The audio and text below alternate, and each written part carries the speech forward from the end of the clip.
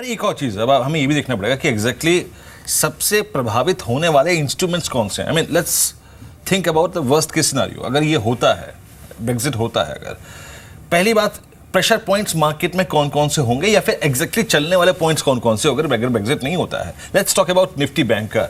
हरी, इसको आप कितना प्रभावित होता हुआ देखते हैं और निफ्टी बैंक पर पोस्ट इवेंट आप क्या अप्रोच लेके चलेंगे या फिर निफ्टी बैंक के 12 स्टॉक्स? नहीं, मैं मानता हूँ कि ओवरऑल बैंकिंग सेक्टर पे एक नेगेटिव इम्पैक्ट होगा और इसलिए होगा कि जब पाउंड वीकेंड होगा और ग्लोबल मार्केट्स में एक वॉलेटिलिटी आएगा तो डेफिनेटली हमको देखने मिलेगा कि funds will flow out of emerging market assets into dollar assets या यूरो एसेट्स। तो इससे डेफिनेटली हमको देखने मिलेगा कि द नेगेटिव फ्लोज के कारण एक प्रेशर बढ़ेगा यील्ड्स पे और बैंक्स पे। तो आई थिंक ओवरऑल बैंक्स में मेरा मानना है कि the impact should be negative in case Britain is forced to exit the EU. इस बीच आपके स्क्रीन के अगर आप देखें एक भाग में जो आंकड़े आ रहे हैं ना, इसको बारीकी से देखते जाइएगा। देखिए नीचे है जो प्रोबेबिलिटी आपको नजर आ रही है ना, वो ऑलमोस्ट एक सट्टा बाजार का रिफ्लेक्शन है। और ऊपर देखिए अब ऑलमोस्ट देखिए 50% ऑलमोस्ट जो वोटिंग है, वो जो काउंटिंग है वो पूरी हो चुकी है। और आपके स्क्रीन पर आप देखिए 49% रिमेन और ऊपर का अगर आप देखें एग्जिट का आंकड़ा है वो ऑलमोस्ट 51.43% एंड प्रोबेबिलिटी फिगर्स देखिए 70 के ऊपर चली गई है ब्रेक्जिट के साथ। संजीव भसीन हमारे साथ जुड़े हैं बात करने के लिए। भसीन साहब, शायद इस बात की पॉसिबिलिटी हमें भी नहीं लग रही थी कि ऐसा होगा और जो हमने ब्रोकर्स का पोल किया उसमें भी नहीं, और वहाँ के जो खुद के सट्टा बाजार के अगर आप देखें जो आंकड़े थे वो एग्जैक्टली रिफ्लेक्ट कर रहे थे कि 80% लोग मैंडेट दे रहे थे कि भैया ब्रेक्जिट नहीं होगा, लेकिन ज़मीनी हकीकत कुछ और है भसीन साहब। हाँ, गुड मॉर्निंग वीरेंद्र। देखिए ये इस रेफरेंडम में पहले एग्जिट पोल नहीं होता तो the suspense will come down to the wire. अभी भी हमें लगता है 50% चांस है, और अगर आप पूरा लंदन को, इंग्लैंड को अगर कवर करें तो a large part of the voting left can be on the remain side. So it's a very divided needle and very close to call. But either way हमें लगता है कि निफ्टी पे और बाहर की मार्केटों पे काफी वॉलेटाइल मूवमेंट ऑलरेडी है और आगे भी दिख सकता है जब तक ये पूरा रिजल्ट ना आए।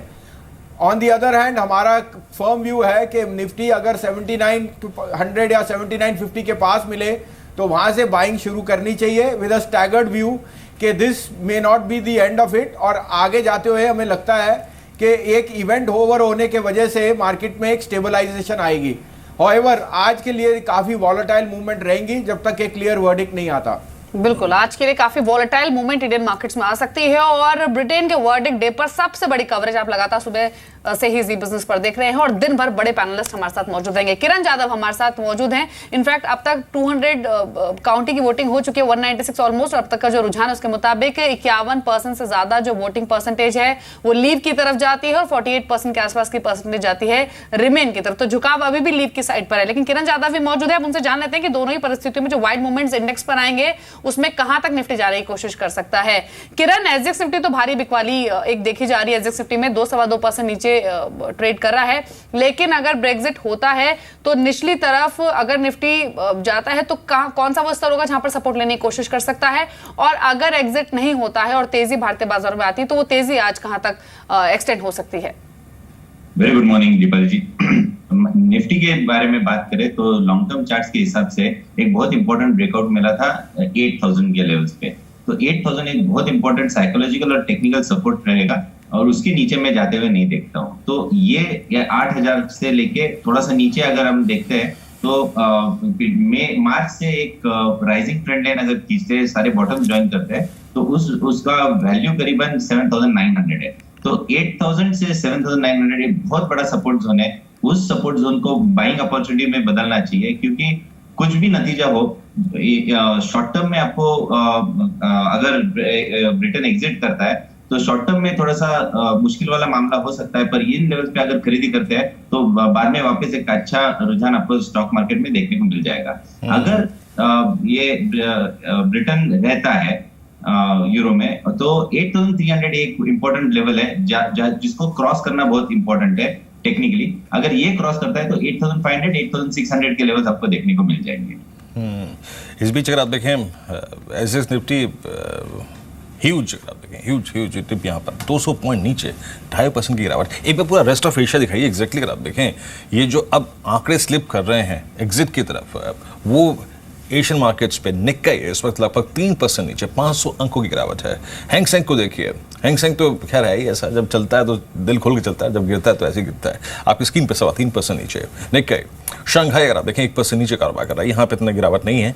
और अगर आप दूसरे एशियन इंडस्ट्रीज को देखें तो यहाँ पे स्ट्रेट टाइम्स लगभग 7% नीचे, कॉस्पी लगभग 2.5% नीचे, ताइवान का इंडेक्स लगभग 2% नीचे कारोबार कर रहा है। तो रेस्ट ऑफ एशिया इस वक्त बहुत पेनफुल दौर से गुजर रहा है। और आप फ्यूचर्स को भी देखिए, आई मीन चाहे वॉल स्ट्रीट के फ्यूचर्स हों या फिर यूरोप के फ्यूचर्स हों, उनमें अगर आप देखें जोरदार गिरावट है। लेकिन भसीन साहब चलिए let's talk about worst case scenario.